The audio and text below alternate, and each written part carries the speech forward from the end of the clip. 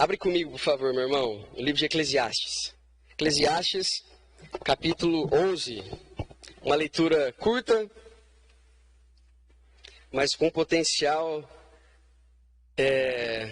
tremendo para enriquecer as nossas vidas aí com sabedoria e direção de Deus para as nossas vidas.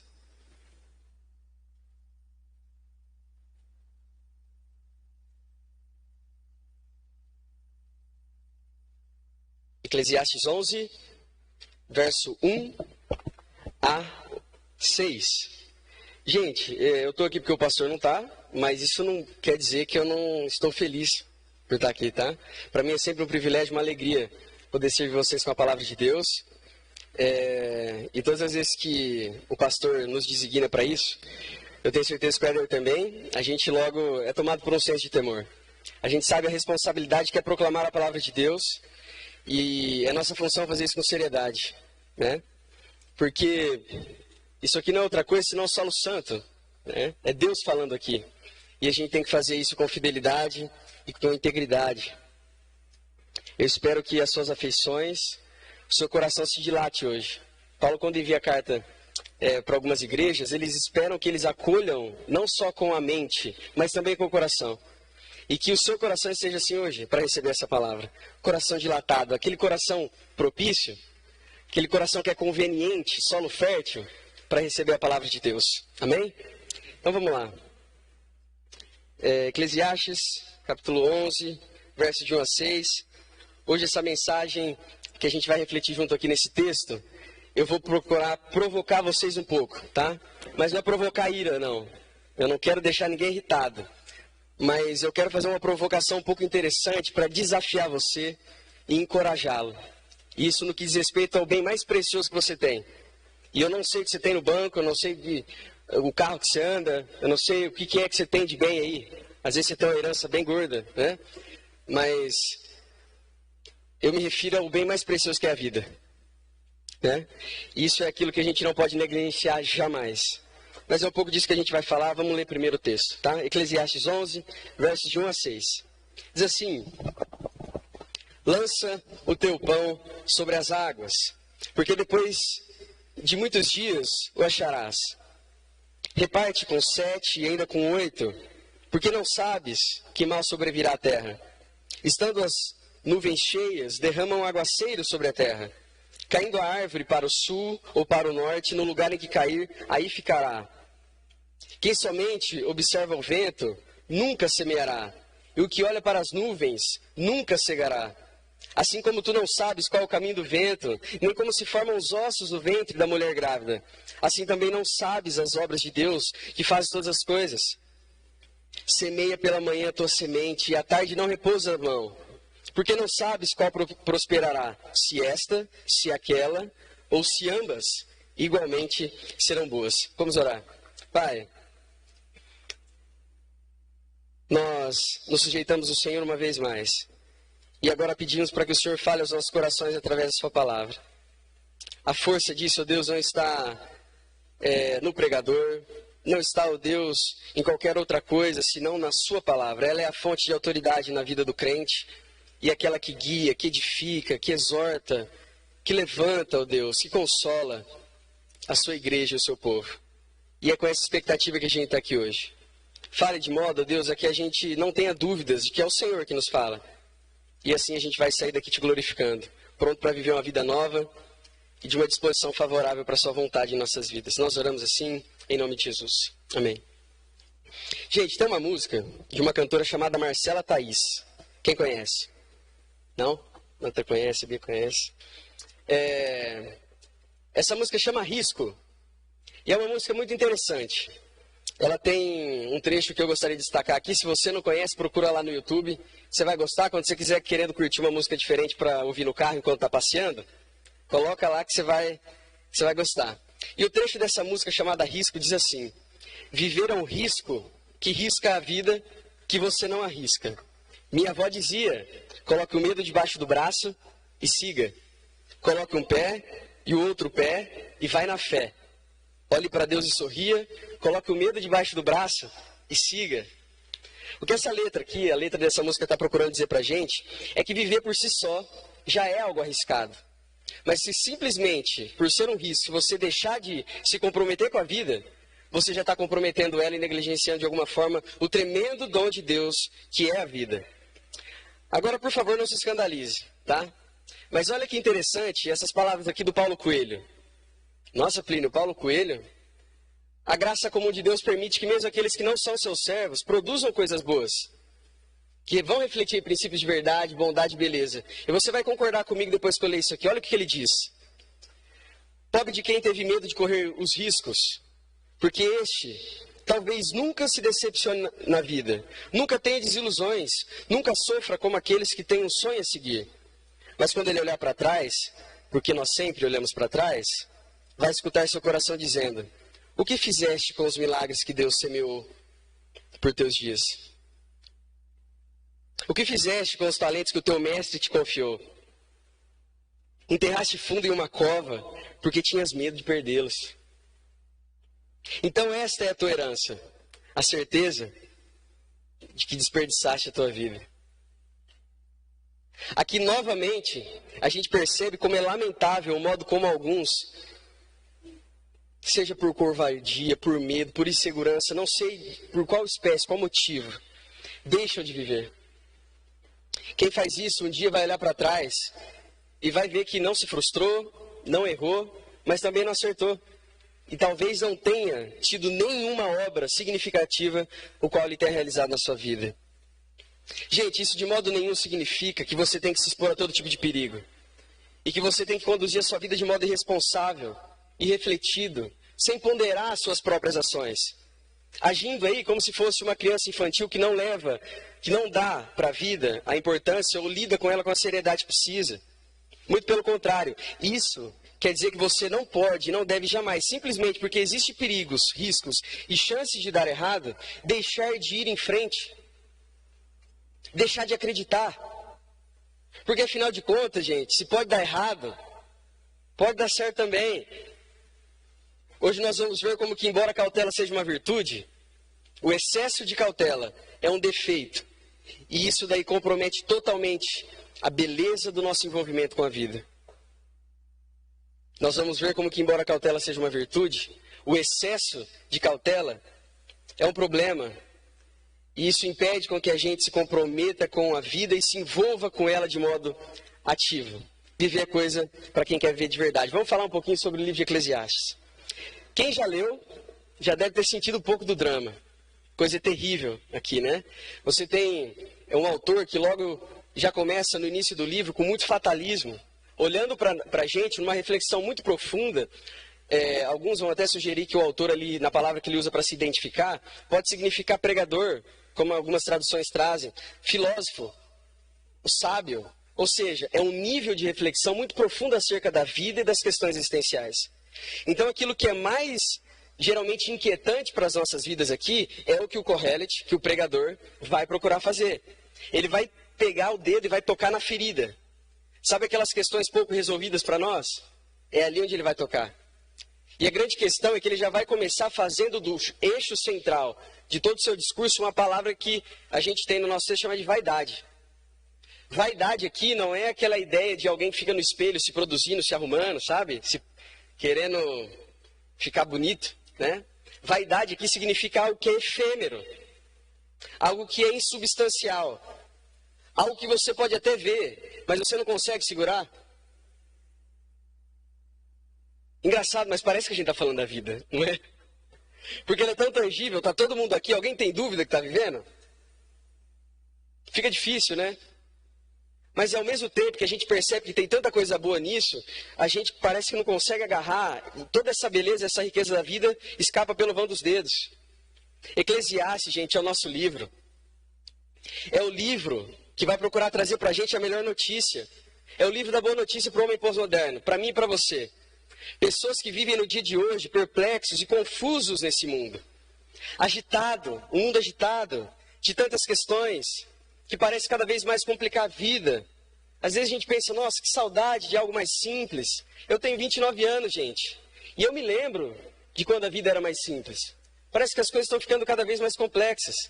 A grande questão é que nós sofremos, mas nós somos os principais responsáveis por isso.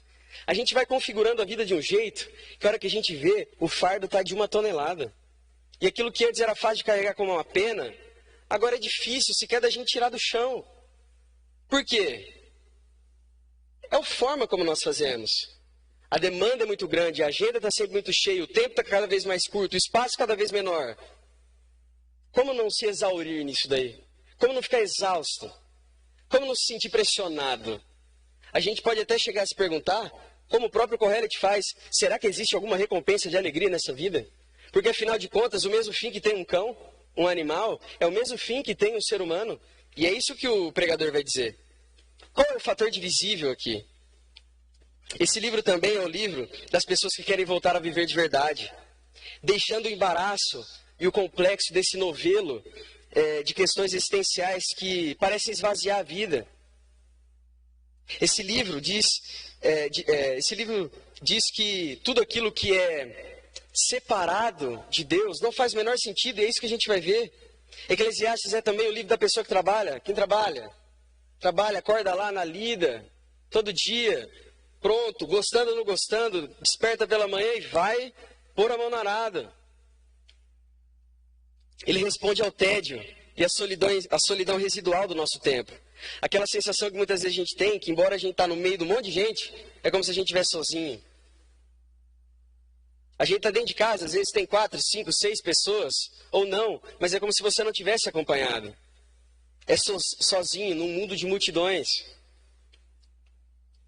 Eclesiastes também é o livro da pessoa que pensa.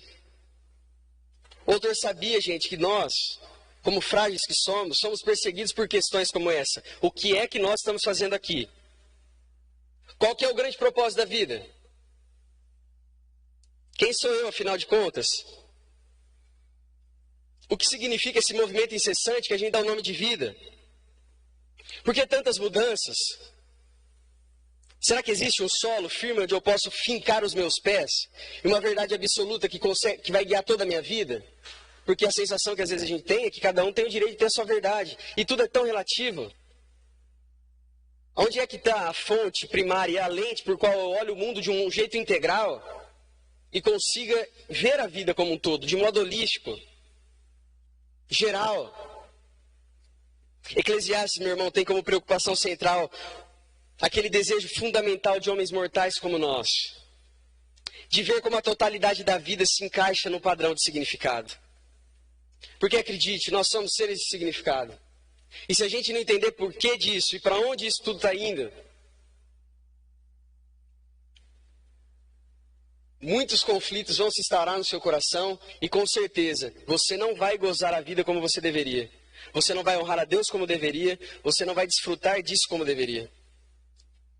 A gente vive uma era marcada por brutalidade. Não há solidariedade, há indiferença, individualismo. E a gente olha para essas questões e a gente pensa simplesmente, onde é que está Deus nisso? Será que tem algo de positivo nesse plano divino que está guiando alguma coisa aqui? Será que é assim? Eu posso pensar desse jeito? Gente, você sabe o que é que o pregador está dizendo aqui, o que Salomão está procurando dizer para a gente? É uma coisa, ele está preparando você para exercer fé em Jesus, fé em Deus. Porque o que ele está fazendo é literalmente tirar o chão debaixo dos seus pés para dizer o seguinte: se Deus não está na coisa, sua vida não tem chance de fazer o menor sentido e ter significado. Tanto é que você tem até ali mais ou menos o capítulo 7, 8, a coisa pesada. O livro começa a virar um pouco a partir daí, mas é só quando Deus aparece na história. O epílogo desse livro é o que provavelmente vai falar o porquê que ele veio, o desfecho, né? E é um texto muito famoso. O capítulo 12, do verso 8 a 14, mas eu vou destacar aqui só o 13, que é a chave mais importante daquilo que ele pretende fazer. Olha o que diz, 12, 13, capítulo 12, verso 13. De tudo o que se tem ouvido, a suma é: teme a Deus e guarda os seus mandamentos, porque isto é o dever de todo homem. Eclesiastes prepara a gente para exercer fé em Deus. Salomão quer que a gente entenda que separado de Deus, nada disso tem propósito. E é só com Deus nas nossas vidas que a coisa pode ficar boa. Tá? Quando a gente olha aí para o texto que a gente leu, praticamente toda essa sessão do 1 ao 6, ele nos ensina que o envolvimento da vida, ele é apropriado, mesmo quando isso envolve riscos. Plínio, você está estimulando a gente aqui a fazer coisa perigosa. Eu devo me arriscar? Respira fundo. Calma, a gente vai ver como que é que sabiamente o pregador e Deus nos incentiva a viver a vida. Olha só o que diz o verso 1. Lança o teu pão sobre as águas, porque depois de muitos dias o acharás. Talvez você pense assim, o que é que esse texto está me dizendo? O que esse negócio quer dizer, gente? Lança o teu pão sobre as águas. Por que eu deveria lançar o meu pão sobre as águas? Isso é alguma forma, uma espécie de oferenda? Lançar pão na água? É um sacrifício para Iemanjá, será? Deus me livre, né? O que será que isso significa? E o que é pior? Ele fala assim, lança o pão esperando que ele volte depois. Aí você pensa assim, o que eu posso querer com pão molhado depois de um monte de dia? Nojento. Quem já molhou o pão na pia, como eu já fiz, sabe como que pão molhado é nojento, né? Não tem a menor condição. A gente simplesmente se pergunta, onde é que está a sabedoria nisso? Lança o teu pão sobre as águas. O que será que Salomão está querendo dizer para a gente? A palavra traduzida aqui como pão, no texto original, pode indicar para a gente também uma tradução alternativa, alimento. Ou então o cereal usado para fazer o pão, que seria o trigo, né? A questão é que o trigo era um dos cereais que Israel exportava para outras nações. Tinha muito disso lá. Então eles, numa relação comercial, eles faziam trocas e comércio com outras nações. Diante disso, gente, alguns comentaristas vão propor que algumas alternativas, mas a mais possível e mais provável está associada ao comércio marítimo. Algo que era muito comum naquela época, principalmente quando a gente pensa em Salomão como o grande autor desse texto aqui. A gente sabe que o reino de Israel alcançou seu apogeu, a fase mais próspera e distinta, quando Salomão governou. Ele foi o homem mais sábio que caminhou sobre a terra, porque Deus concedeu isso para ele. Ele era articulado. A palavra de Deus vai dizer que reis e reinos inteiros vinham para tomar conselho com ele. Ele, pouco bobo, estabelecia relações com outras nações para fazer comércio, para poder vender o que ele tinha em Israel e, ao mesmo tempo, importar as coisas que não tinham ali. Salomão era um homem que aqueceu o comércio e a economia de Israel através da prática comercial marítima. E tudo isso, gente, era feito através de navios. Eles carregavam os navios que iam para viagens longas e perigosas. E quem se arriscava a fazer isso daí, não era só gente da realeza, qualquer pessoa que se prestasse, tivesse recurso, podia estar envolvido nessa prática comercial, tinha que pensar que isso podia trazer grandes lucros, mas podia também trazer grandes prejuízos. Por quê? Porque naquela época a gente não tinha a quantidade de recursos e tecnologias que a gente tem hoje. Eles não tinham as informações meteorológicas que a gente tem para prever tempestades que castigavam a tripulação e os navios no meio do mar. Muitos navios afundavam, vinham a pique, porque eles eram pegos de surpresa, eles não tinham GPS que nem a gente tem, né? Que a gente está indo, fala se tem detrito na pista, desvia para a direita, né? Alguma coisa assim. Congestionamento a tantos quilômetros. Eles não tinham esses recursos que hoje a gente tem. Então eram viagens longas e extremamente perigosas. O que isso então, gente, pode indicar para a gente? Que o que Salomão está procurando nos dizer, deixa eu só abrir aqui, é que, embora envolva riscos a prática comercial no mar, isso não quer dizer que você não deva arriscar. Por quê?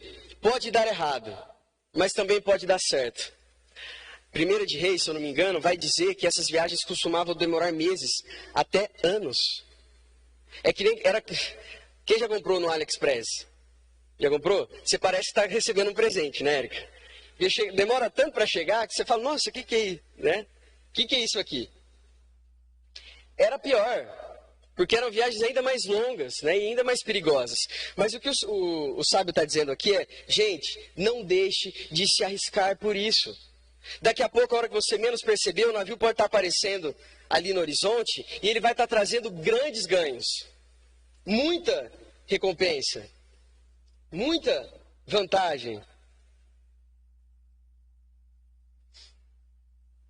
Meu esboço parou aqui, eu estou olhando, acompanhando no celular. Só um instantinho.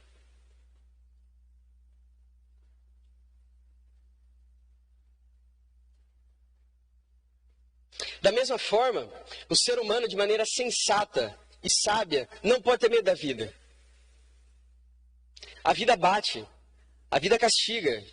A gente já deve ter percebido que nem sempre as coisas acontecem como a gente mais espera, né? Como a gente gostaria que fosse. Mas isso não deve impedir que a gente se envolva ativamente no projeto vida. Você precisa ser ousado em nome de Deus.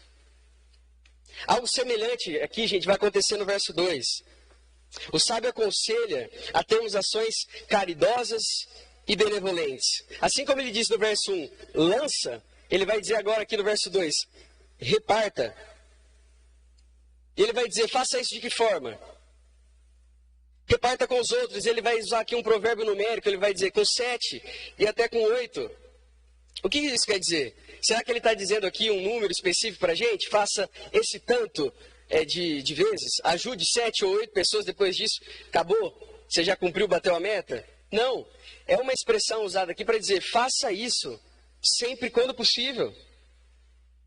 Faça isso sem medo. É um número indefinido. Faça isso com muitos. E por quê? Porque tempos ruins, gente, pode vir sobre nós. A gente nunca sabe o que aguarda a gente lá na frente. A experiência já nos mostrou que Deus pode estar separando para a gente momentos de tranquilidade, mas às vezes momentos um pouco agitados. Momentos onde a gente folga, mas momentos às vezes onde a gente sofre, passa tristezas. E exatamente porque a gente não sabe o que nos espera lá na frente, a gente tem que viver de modo generoso. E aqui o conselho é, faça tantos amigos quanto você puder fazer. Estenda a mão para as pessoas, porque talvez a mão que você está pegando para levantar é a mão que vai pegar amanhã para tirar você do chão. É por isso que a gente tem que ser generoso, é isso que ele está dizendo. Alguns capítulos da história pode ser difícil, e você tem que se preparar para eles. Isso daqui não é que você tem que viver de modo interesseiro, sabe? Eu vou fazer aqui o meu pé de meia e qualquer coisa, aquela coisa ardilosa, onde você conspira. Não. A grande motivação é ajude, sabendo que Deus é o seu provedor. Não seja mesquinho tentando acumular, se preparando para o possível dia da pobreza.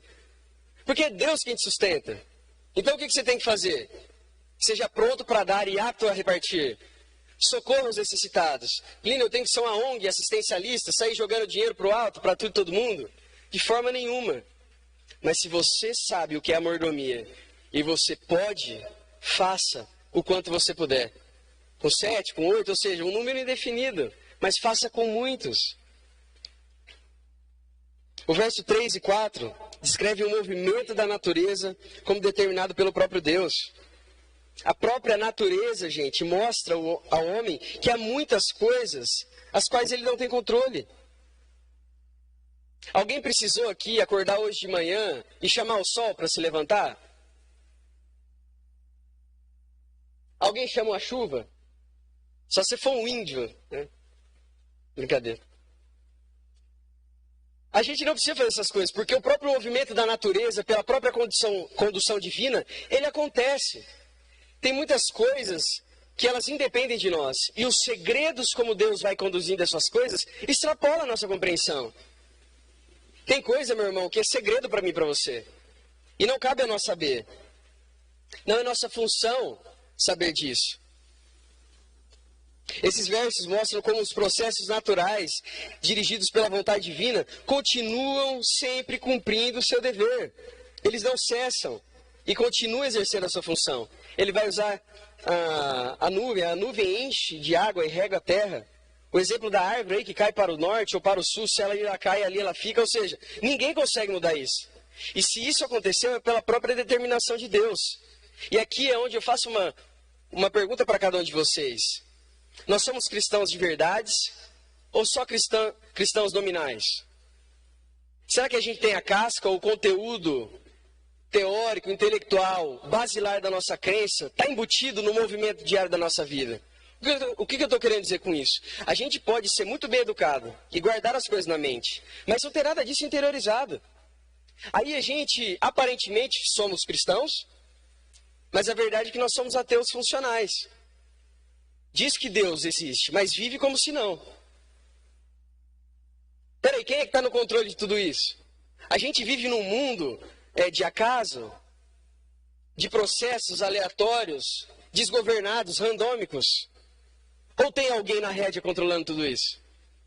Amanhã, você vai acordar de manhã, e você acordou porque você comprou uma casa segura e dormiu numa cama confortável, e você vai... Quando tem muito de nós nisso, tem pouco de Deus nisso. O cristão que tem fé de verdade entende que Deus é o doador e o sustentador de toda a vida. E é isso aqui que é determinante para a gente poder entender e arriscar na vida. E a gente vai ver isso. Em cada uma das nossas iniciativas, nesse processo de tomada de decisões, a gente está cumprindo os propósitos e os desígnios de Deus. Mas, Plínio, eu tenho medo, e se eu errar? Errou! Tem um grande pregador batista, que é um dos que eu mais admiro hoje, vivos, chama Chuck Swindoll. Ele é um cara que você ouviria ele facilmente 2 horas. Pelo amor de Deus, Plínio, você ouviria ele facilmente 2 horas. E ele fala que muitos jovens costumam chegar para ele e fazer perguntas. E aí, o que eu tenho que fazer? O que eu tenho que acreditar? Ele falou, cara, eu posso te ajudar, mas vai se meter, arriscar, viver, vai fazer. Será que eu sou o juiz e o árbitro da sua vida? Eu volto a destacar aqui e ressaltar. Arriscar não significa que você tem que ser imprudente e de modo irresponsável viver como se você não tivesse que dar conta das suas decisões. Isso significa que você tem que estar consciente de que a vida não pode parar, porque existem riscos e perigos em tudo isso. Uma vez eu ouvi alguém dizer que existem 2 formas de você fazer a vontade de Deus. Uma é aceitando ela e a outra é rejeitando. Porque no fim, vai ser do jeito que Deus quis. Então isso é um fator que nos ajuda a tomar decisões sabendo que Deus está no controle de tudo. Spurgeon dizia algo muito interessante. Como é que o crente toma decisão? Ele lê a Bíblia, ele ora, levanta e decide. Mas Plínio, eu sou tão hesitante, eu fico com tanta dúvida, eu vou ou não vou? É esse o projeto? Plínio, dá para tirar do ponto morto e começar aquele grande plano que eu tinha, o meu grande negócio? Meu irmão, eu não sei, eu não estou dizendo aqui o que você deve e o que não deve fazer. Mas pela própria determinação e soberania de Deus, Ele quer que você ouve hoje essa mensagem. Talvez seja a hora de tirar alguns planos da gaveta. Talvez seja a hora de você pôr as coisas para andar. Eu não sei. A grande questão é, para de ter medo, porque quem tem medo não vai para frente. Está sempre estagnado. Mas Plínio, o navio pode afundar. Mas, meu irmão, daqui a pouco ele pode chegar trazendo tanta recompensa que você vai ficar sorrindo que nem um tonto, um bobo. Meu Deus, deu certo. Obrigado, Senhor.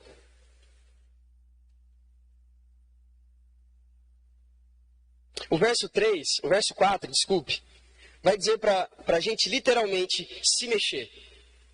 É isso que o verso 4 vai procurar falar. Gente, sem essa de passividade. Põe a coisa para andar. E para de ficar pensando só no contratempo. Você já viu gente assim, conheceu gente assim, hesitante demais? Ai, mas se... Ai, mas... Ai, não, eu tenho... Né? É aquela coisa que fala, meu Deus, está truncado. Fica amarrado. O agricultor aqui, ele vai usar esse exemplo. E o que ele está dizendo é, o agricultor, ele precisa ter ousadia. Ele precisa arriscar. Porque plantar é um ato de fé. Alguém consegue garantir aqui que todas as sementes vão vingar? Muito pelo contrário, a atitude dele é plantar. A chuva vem depois. Não dá para ele esperar a chuva. Não dá para ele ficar olhando, porque se ele ficar olhando, esperando o vento, a chuva, ele nunca vai plantar. Seja ousado, vai lá e joga logo a semente.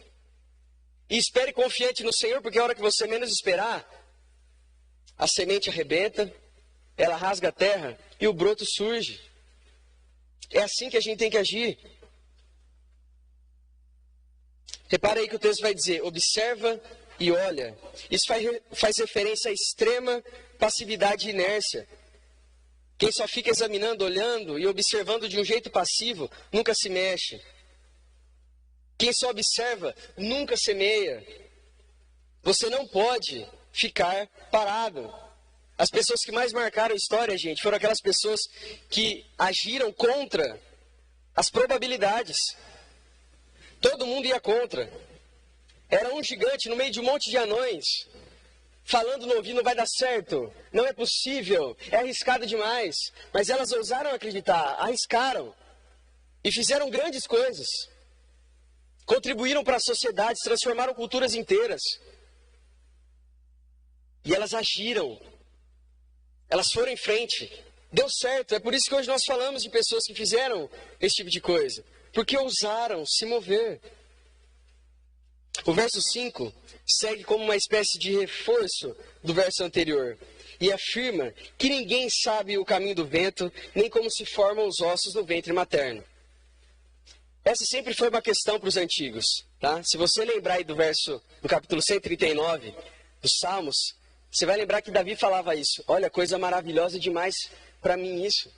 Né? Quando os meus ossos, quando eu era formado no ventre da minha mãe, no lugar mais escuro, né? No ventre, no útero dela. Isso sempre foi uma questão para os antigos. Eles se maravilhavam, era algo assombroso, grande demais para cada um deles.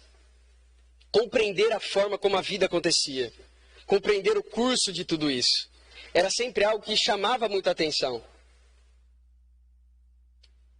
Assim, a gente pode declarar que, embora o plano de Deus seja conhecido de modo geral, e Deus se revelou para nós, e boa parte disso a gente conhece, a obra de Deus, que faz todas as coisas, está além do nosso entendimento. Tem coisa que a gente sabe, mas tem coisa que a gente não sabe. Tem coisa que está velada, está encoberta, e Deus não quis dizer. A gente tem o exemplo de Jó. Jó, quando quis questionar demais a Deus, Deus descarregou uma série de questionamentos sobre ele, tudo para mostrar o seguinte: Jó, você não tem peito e nem capacidade para saber mais do que sabe. Fica só arranhando a superfície mesmo, porque isso já é demais para você. Não é que Deus está querendo jogando água fria nele, mas ele diz assim: Jó, seja Jó e deixa que eu seja Deus. Seja Deus. É isso que Deus está falando. Gente, tem muita coisa que nós jamais saberemos. E isso não é motivo para que você se acovarde diante da vida. No Evangelho de João 16:12, Jesus disse algo parecido para os discípulos. Olha isso. Ainda tenho muito que vos dizer, mas vós não podeis suportar agora. Não, Deus, eu posso sim. Vai contando, por favor, fala para mim, qual vai ser o fim da minha vida? Senhor, olha, eu estou querendo aqui pegar algum dinheiro e investir na Bolsa de Valores. Vai dar certo ou eu vou perder? Não tem como. São coisas que, tipo assim, é para ser vivido. É para se arriscar. É para que você tenha a iniciativa e lance o seu pão sobre as águas. E se der errado, você não tem que se frustrar. Porque a gente aprende em vitórias, mas aprende em perdas. As nossas lágrimas, a nossa tristeza estão incluídas no plano de Deus. E mesmo quando as coisas acontecem a nosso desgosto, não significa que elas perderam o controle. As notícias, elas são inéditas só para nós. Para Deus, isso é trabalhado em termos de plano. Você pode ser pego de surpresa. Deus jamais. É suficiente para nós sabermos a respeito daquilo que Deus nos disse. E tudo que nós temos que fazer é agir e deixar que Deus cuide dos resultados. Tudo que a gente tem que fazer é ter a iniciativa e deixar que Deus vai trazer para nós os resultados do nosso trabalho. Qual que é a grande motivação para que a gente faça isso? João 5,17, Jesus diz assim: meu Pai trabalha até agora e eu trabalho também. E aqui é exatamente o momento onde a gente olha para Deus, para Jesus e a sua graça.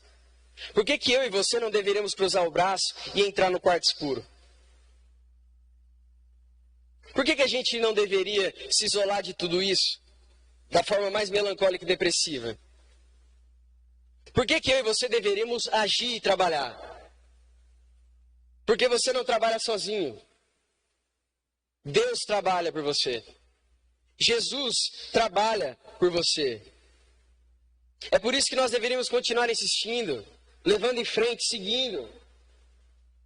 Porque muita coisa que Deus faz, a gente vê, mas Ele trabalha também muitas coisas invisíveis e secretas. E a gente não sabe exatamente tudo que Ele está fazendo, mas a gente sabe que Ele está ali fazendo e trabalhando por cada um de nós.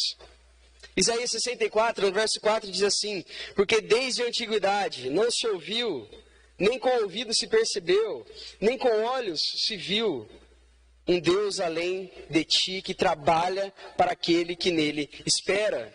Eu e você devemos continuar vivendo e trabalhando, porque Deus está trabalhando por nós. Semear é talvez não um dos mais fáceis dos trabalhos. Pelo contrário, o serviço de roça, de agricultura, às vezes é aquele mais pesado. Envolve suor, envolve certo nível de desgaste. E por que ele usa isso aqui? É claro que é algo muito comum e típico da época, a agricultura, o plantio, né? E é muito pertinente esse exemplo, mas a gente talvez possa fazer um aporte aqui. Nós devemos desenvolver talvez com as atividades mais difíceis, desgastantes. Fazendo isso, crendo que nós estamos trabalhando, mas o Senhor está por trás também trabalhando por cada um de nós. Enquanto nós fazemos a nossa parte, Deus está fazendo a dele. Mas não podemos deixar jamais de estarmos engajados no projeto vida. A nossa segurança, a nossa motivação é essa para que a gente continue em ação.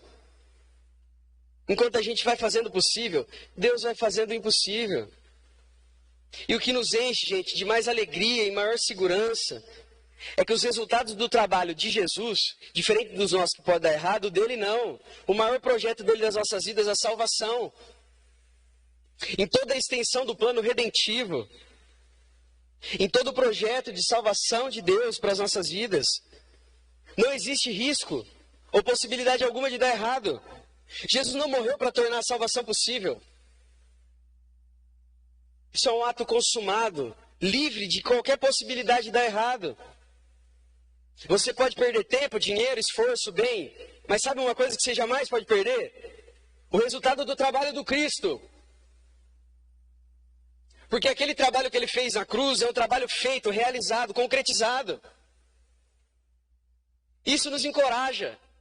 Eu não sei você, mas me motiva demais. A coroa mais preciosa a pedra mais preciosa dessa coroa está garantida. É suficiente saber que Ele nos deu conhecimento do amplo espectro de seu plano de salvação, meu irmão. Portanto, a gente não deve sonegar energias, nem nos abster de trabalhar. Essa pequena quantidade de mistério na vida, eu sei que pode ser desconfortável, mas ela pode ser boa se você olhar do jeito legal aí. Vai trazer talvez um senso de aventura. Já pensou se tudo fosse tão certinho, tão monótono? Isso traz dinâmica. Desafia a gente a confiar em Deus, a testar as nossas habilidades. A coisa fica mais interessante. Mas tá bom, como que a gente pode fazer isso, Plínio? Tá, entendi. Como que eu posso pôr isso em ação? O verso 6 vai dizer isso pra gente. Olha o que diz.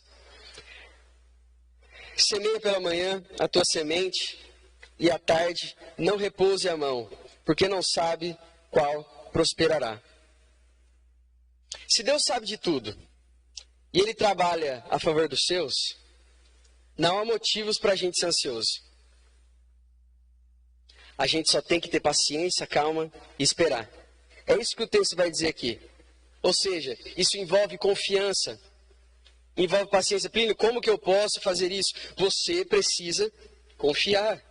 Mais uma vez, a fé é determinante em todo o processo. Sem fé é impossível agradar a Deus. Sem fé é impossível que a sua vida tome novamente, ganhe vigor, ganhe cor, seja estabelecida a saúde da sua vida. O fardo fica mais leve quando a gente troca o fardo pesado da vida com Jesus. O jugo dele é suave, o fardo dele é leve. É isso que nós precisamos entender. Que nós precisamos confiar em Deus. Ele vai dizer assim, semeie de manhã e à tarde não corra lá para pôr a mão. Isso expressa tanto o nosso comportamento, né? A gente entrega para Jesus na oração às 7 horas da manhã de sair de casa. Às 9 a gente já tira da mão dele e fala, Deus, deixa comigo que eu vou dar conta, que eu vou fazer, vai funcionar. Vai nada. Né? Eu lembro quando a gente era lá do maternal, né, criancinha, quem nunca plantou feijãozinho no potinho, né? No algodão lá. E eu e todas as crianças, a gente plantou lá com a professora, saímos para o recreio, a hora que voltou já estava todo mundo lá em cima, saiu professora. Não funciona assim. Você tem que ser paciente. Você tem que esperar. Lance a semente, né? Jogue ela. E o texto termina assim. Se esta, se aquela, ou se ambas igualmente serão boas.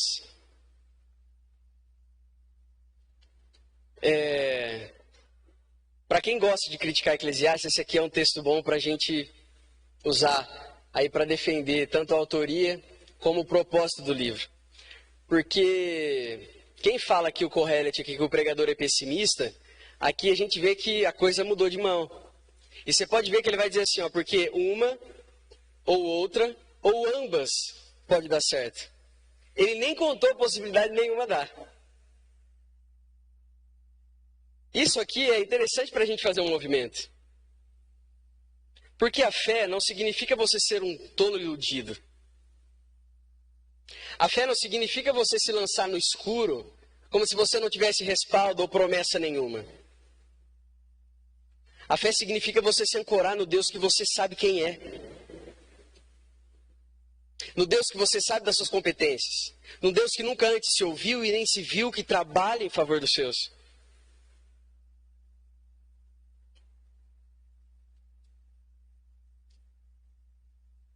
Para a gente concluir, essa deve ser a nossa postura, meu irmão, em relação à vida. Ter fé.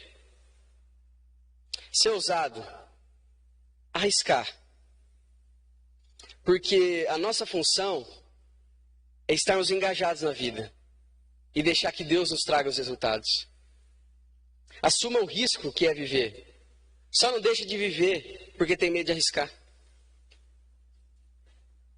Pois tudo isso envolve o plano mestre de Deus, que guia as coisas misteriosamente. Deus é soberano e está guiando tudo. Mesmo através das coisas mais ordinárias da vida. Não acredite que suas decisões peguem Deus de surpresa, porque não pega.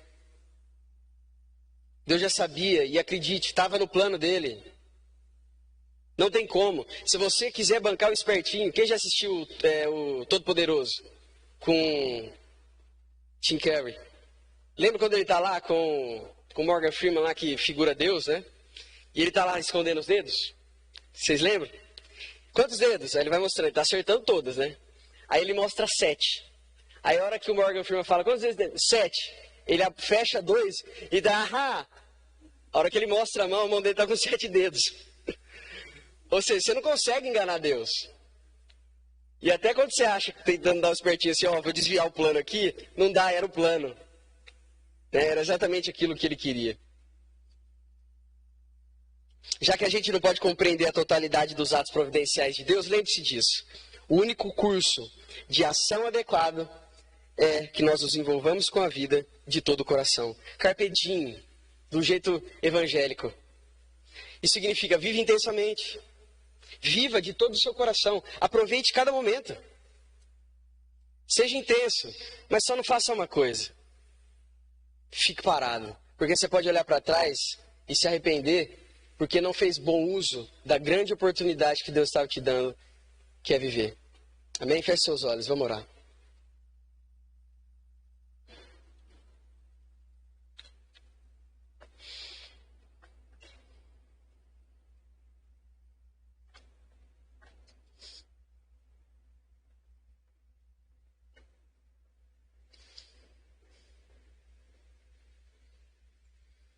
Pai,